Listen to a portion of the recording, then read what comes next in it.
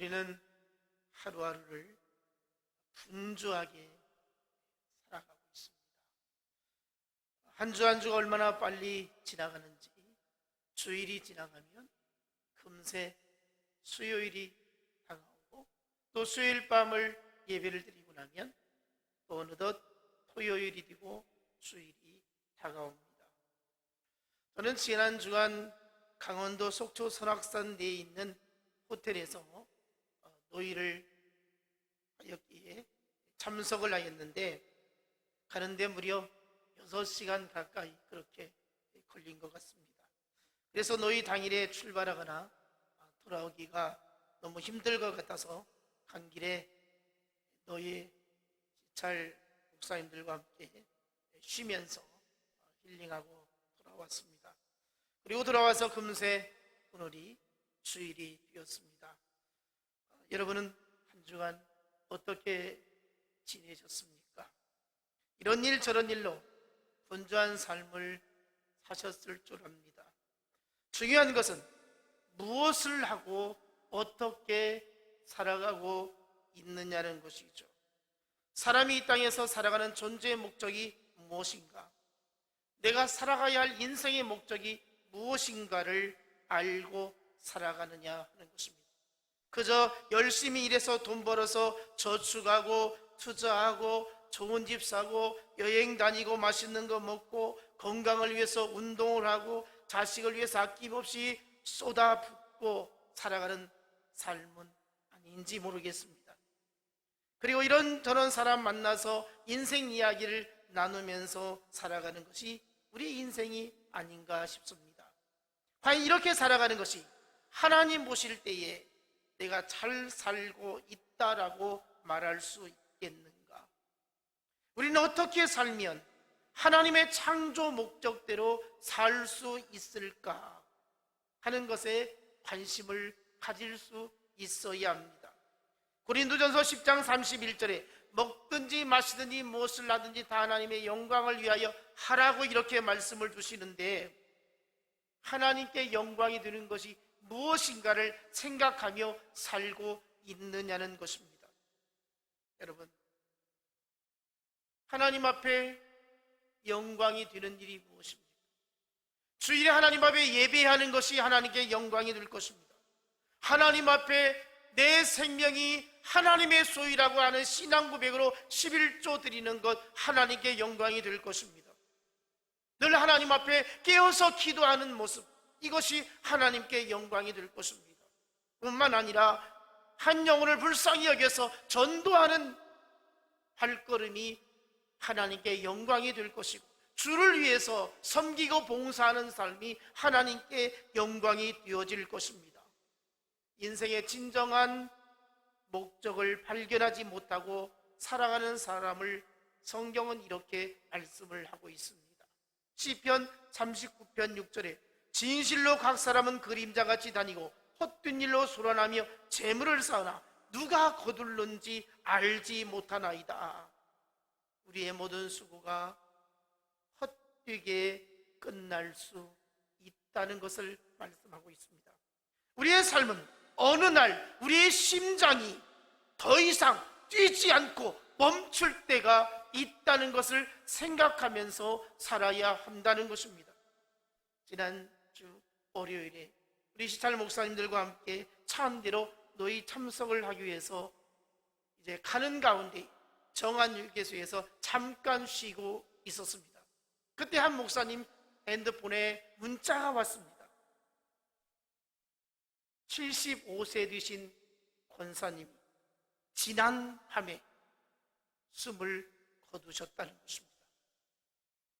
그러니까 그 전날 예배당에서 함께 예배 드릴 때 아무런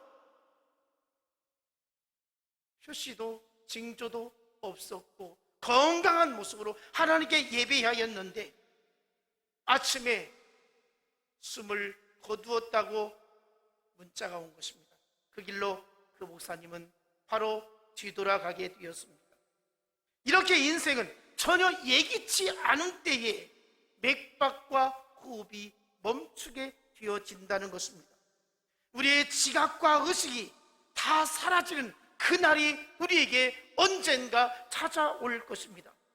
우리의 생각 속에서는 얼마나 많은 복잡한 생각과 걱정스러운 것들이 많이 있습니까? 하루하루 살아가면서 지금 이 순간에도 우리에게는 여러 가지 생각을 가지고 살고 있습니다.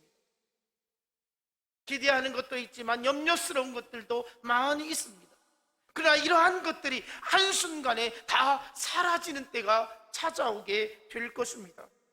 그것은 우리의 육체는 이 땅에서 결별을 하게 되어지지만, 그렇다고 해서 그것이 우리 존재의 마지막을 의미하는 것은 아닐 것입니다. 고린도후서 5장 1절에 만일 땅에 있는 우리의 장막집이 무너지면 하나님께서 지으신 집 곧 손으로 지은 것이 아니요 하늘에 있는 영원한 집이 우리에게 있는 줄 아나니. 장막집, 장막은 텐트를 말하는 것입니다. 임시로 거처하는 것을 말하는 것이죠.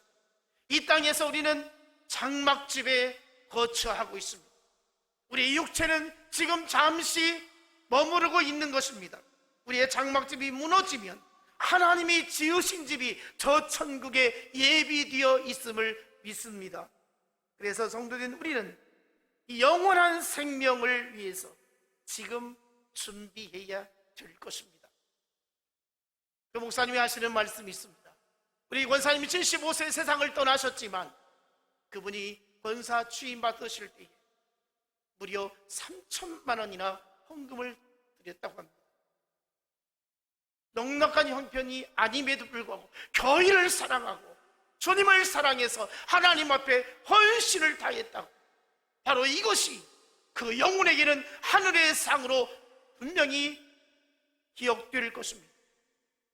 이 땅에서 먹고 사는데 집중해서 세상 일에 얽매여서 살다가 우리의 영혼이 호련히 하나님의 나라에 들어간다면 우리는 과연 하나님 앞에서 무슨 상이 있겠습니까? 여러분, 하나님 나라에 상을 쌓을 수 있는 복된 삶이 되어지기를 축복합니다. 계위는 단 한 번밖에 주어지지 않습니다. 두 번 다시 우리 인생을 돌이켜 살 수 있는 것이 아니라는 것이죠. 이 생명이 이 땅에서 끝나면 이 땅에서 다시 살 수 있는 기회가 주어지지 않는 것이죠. 인생은 영원한 생명에 비하면 너무나도 짧고 짧은 기간입니다. 이 짧은 인생 동안에 우리의 영원한 생명이 보장되어지는 것이죠. 예수 믿으면 구원받아서 영생을 얻게 되고, 예수 안 믿으면 지옥 가게 되어지는 것입니다. 죽음으로 인생은 끝나지 아니합니다. 그 썩어 없어질 험한 구름 같은 것들을 붙들고 살아가지 마시고 영원한 가치의 소망을 둘 수 있기를 원합니다. 오늘 본문에 보니까 썩어 없어질 것에 열심을 가지고 수고를 아끼지 않았던 사람이 부활하신 예수 그리스도를 만나고 영원한 가치가 있는 것에 온 힘을 다하고 자기의 삶을 전폭적으로 던졌던 사울이라는 사람의 이야기가 소개되고 있습니다. 사울은 예수님의 12사도들과 달리 예수님과 함께 3년 동안 동고동락하지 않았습니다. 예수님의 교훈을 직접 받지도 않았습니다. 인격적인 지도를 전혀 받지 않았습니다. 예수님이 고난당하시는 십자가의 처형의 현장에도 없었습니다. 다만 그는 부활하신 예수님을 만나게 된 것입니다. 예수 믿는 사람들을 핍박하고 예수 믿는 사람들을 잡아다가 죽이려고 살기 등등했던 그러한 사람이었던 것입니다. 그런데 그가 놀랍고 신기하게 부활하신 예수님을 만나게 됩니다. 그것이 바로 다메섹 도상에서 일어난 사건이었습니다. 나사렛 예수가 죽었다가 다시 살아났다는 이런 엉터리 소문을 퍼뜨리는 사람들을 그날도 어김없이 잡으러 가는 참이었습니다. 사울은 그날도 살기가 등등하여서 다메섹에 가서 예수 믿는 사람들을 잡아다가 결박시켜서 예루살렘으로 호송을 하기 위한 그의 발걸음이었던 것입니다. 그런데 사도행전 9장 3절에 사울이 길을 가다가 다메섹에 가까이 이르더니 호련히 하늘로부터 빛이 그를 둘러 비추는지라. 하늘에서 강력한 빛이 사울에게 비치게 되었다는 것입니다. 예수가 죽은 것으로 끝난 줄 알았습니다. 예수님은 한낱 인간에 불과한 줄 알았습니다. 그런데 하늘로부터 강한 빛이 비추어서 그 자리에서 완전히 눈을 뜨지 못할 정도로 강력한 빛이 나타남으로 그 자리에서 눈이 보이지 않았습니다. 거꾸러졌습니다. 그리고 하늘로부터 소리가 나지. 사울아 사울아, 네가 어찌하여 나를 결박하느냐, 핍박하느냐, 너는 왜 나를 핍박하느냐, 이렇게 음성이 들려집니다. 이 말씀을 들은 사울은 충격을 받습니다. 이때 사울이 대답하길 주여 누구시니까? 이렇게 하니까 예수님이 하시는 말씀이죠. 나는 네가 박해하는 예수다 라고 대답을 해주십니다. 그리고 예수님이 이어서 하시는 말씀이 있습니다.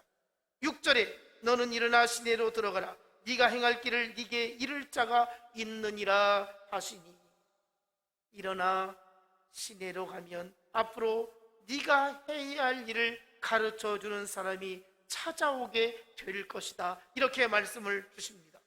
눈을 뜨고 있었지만 아무것도 보지 못하였습니다. 그래서 다른 사람의 손에 이끌려서 시내로 들어가게 되었던 것이죠.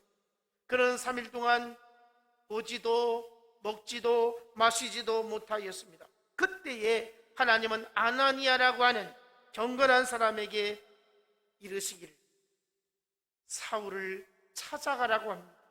그러나 아나니아가 말하기를 주님, 그가 예루살렘에서 성도들을 그렇게 해롭게 했을 뿐만 아니라 이곳에서도 성도들을 결박해서 예루살렘으로 데리고 가려고 찾아온 사람이 아닙니까?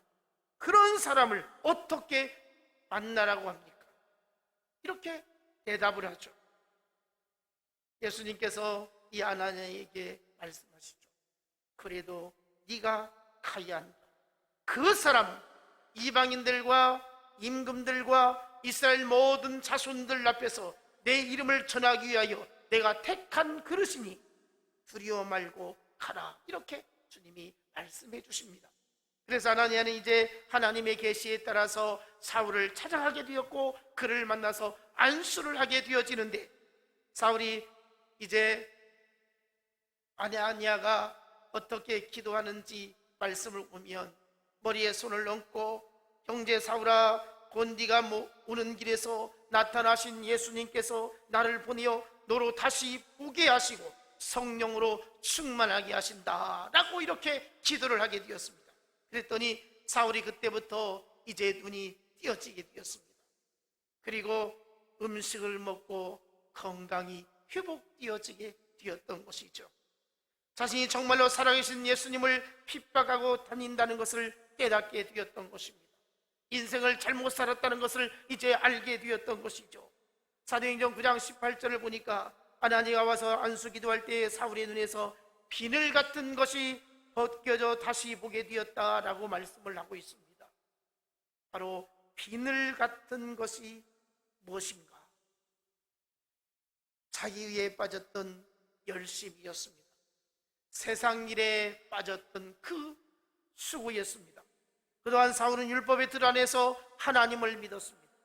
사울은 유대교 신앙을 가지고 있습니다. 다시 말하면 하나님이 인간의 몸으로 이 땅에 찾아오신 예수님을 믿지 않았습니다.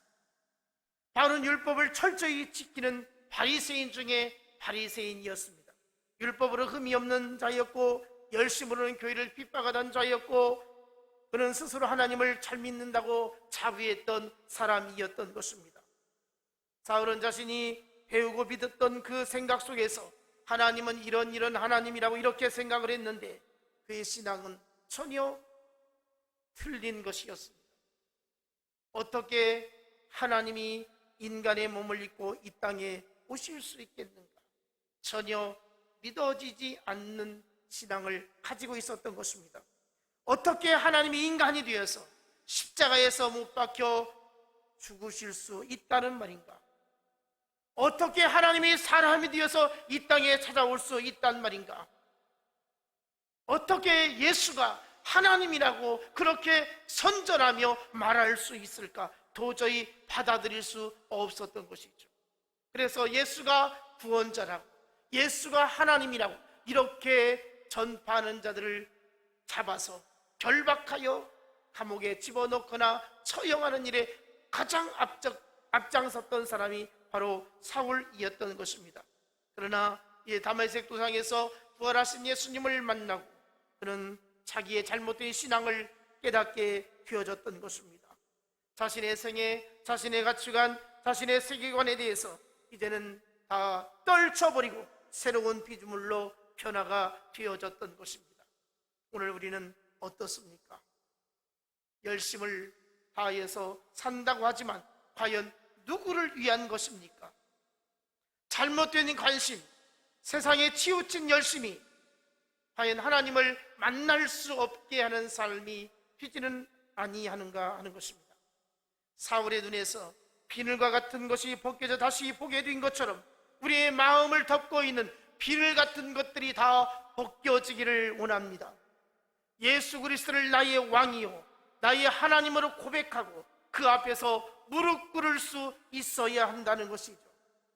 그렇지 아니하면 여전히 비늘 같은 것이 우리를 뒤덮고 있다는 것입니다. 빨리 이 비늘을 벗어버려야 할 것입니다. 우리의 영혼의 눈이 떠져야 할 것입니다. 우리의 삶의 변화가 일어나야 할 것입니다. 창조주 하나님을 영화롭게 하고 그 하나님을 기뻐해야 될 것입니다. 변화된 그리스도인이 되었다는 것이 무엇입니까? 우리의 삶의 방향이 바꿔지는 것입니다. 삶의 내용이 달라지는 것입니다. 오늘 본문에 보니까 사울은 변화된 모습으로 어떻게 그의 행로가 바뀌어졌는가? 본문 20절을 보니까 즉시로 가규당에서 예수의 하나님의 아들이심을 전파하니라. 예수를 그렇게 비방했습니다. 예수를 믿지 않았습니다. 그런 사람이 이제 예수를 증거하는 삶을 살게 되었다는 것입니다. 예수는 하나님이십니다. 예수는 구원자이십니다. 이렇게 증거하게 되었던 것이죠. 예수를 핍박하던 삶이 예수를 증거하는 삶으로 바뀌어진 것입니다.